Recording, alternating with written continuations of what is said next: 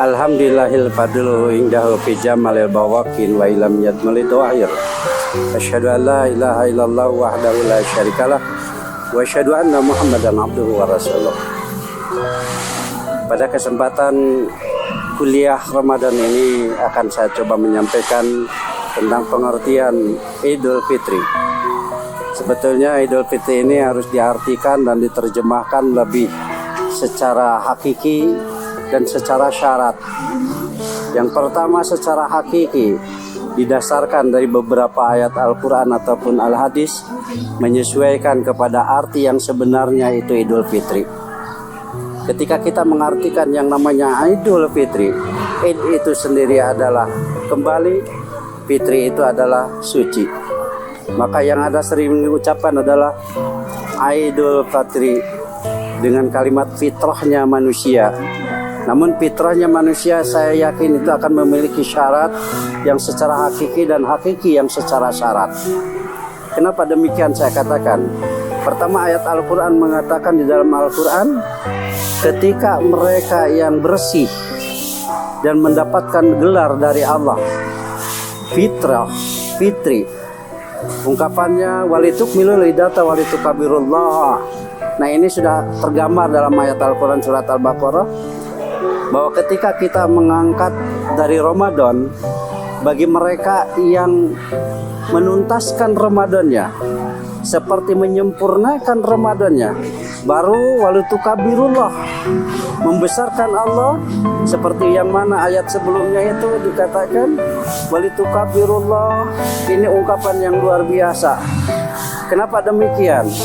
Secara hakiki syarat pun ini telah terungkap dalam hadis Rasulullah SAW atau hadis Qudsi, ketika Allah mengangkat sebuah keterangan bahwa orang yang dikatakan fitrah, orang yang dikatakan Idul Fitri, saya yakin Allah mengatakan dengan nilai-nilai tersendiri.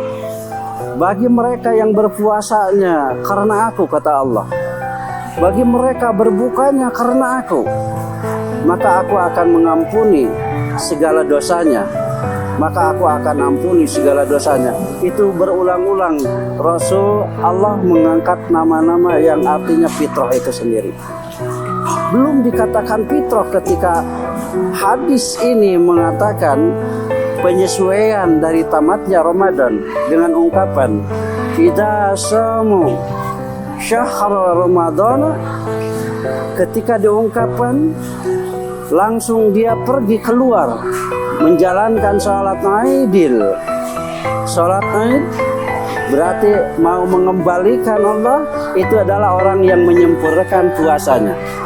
Orang yang sempurna puasanya di akhir, tamat hitungannya sebulan penuh, maka itulah yang disebut kategori yang mendapatkan ampunan dari Allah Subhanahu wa Ta'ala.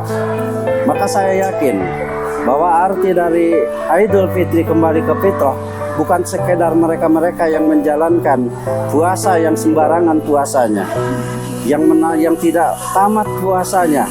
Walaupun ada ayat-ayat Al-Quran mengatakan ketika faman kana maridon aw ala syafarin faidatu min ayamin ukhra, itu sebetulnya ayat-ayat yang meringankan bagi manusia, yang Allah tidak menyulitkan dan Allah tidak menyusahkan, bahkan Allah memudahkan untuk berpuasa sebagai gambaran syukur kepada Allah Subhanahu wa Ta'ala. Ketika dibuktikan oleh Allah Subhanahu wa Ta'ala bagi mereka yang mau bersyukur kepada Allah, saya yakin mereka akan memperhatikan puasanya tanpa untuk batal. Maka ayatnya itu dikatakan sempurnakan hitungan Ramadannya. Kalau sudah selesai puasanya 1 bulan penuh, baru silahkan bertakbir di hadapan Allah. Maka saya yakin berbahagialah bagi manusia nanti berpuasanya tamat, karena nilai-nilai beribadah di bulan Ramadan adalah ukuran dari Islam. Sudah semuanya teraih. Pertama seperti syahadat, kedua sholat, ketiga menjalankan puasa, keempat menjalankan zakat, yang satu lagi yaitu menjalankan ibadah haji. Nanti ada waktunya maka saya yakin kesempurnaan mereka yang berpuasa di bulan Ramadan adalah mendapatkan nilai kelak pada di akhir-akhir penyempurnaan saum akhir, yaitu besoknya yang kembali di dalam satu Syawal yang akan Allah berikan anugerah, yaitu ampunan dari Allah Subhanahu wa taala. Apa ampunannya?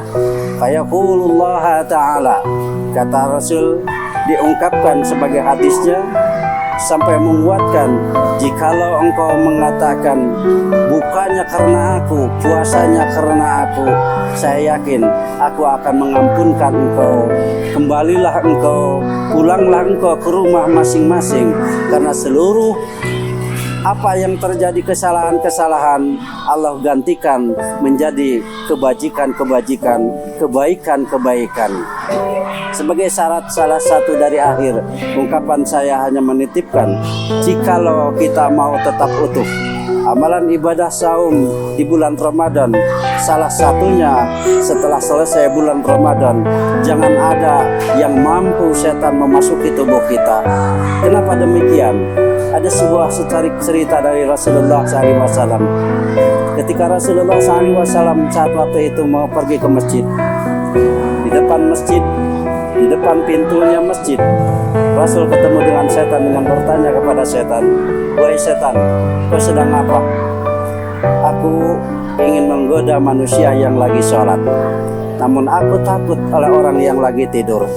Ini sudah gambaran salah satu niatan nanti kelak setelah Ramadan selesai, banyak-banyaklah berbuat amal baik, banyak-banyaklah berbuat sesuatu yang menjadikan kebajikan, maka insya Allah kebencian setan kepada manusia adalah manusia yang selalu berbuat amal baik.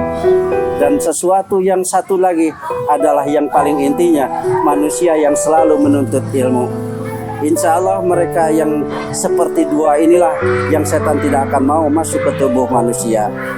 Insya Allah Ramadan akan utuh. Kembali lagi ditemukan Ramadan, saya yakin Ramadan itu akan tetap sampai yaumil akhir, kita mendapatkan pahala dari Allah Subhanahu wa taala.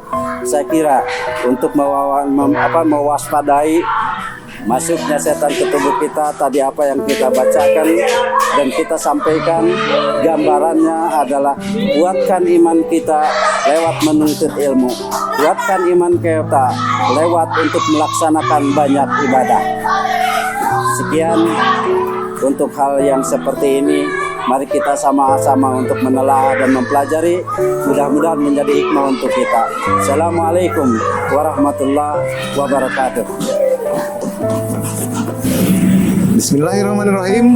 Assalamualaikum warahmatullahi wabarakatuh.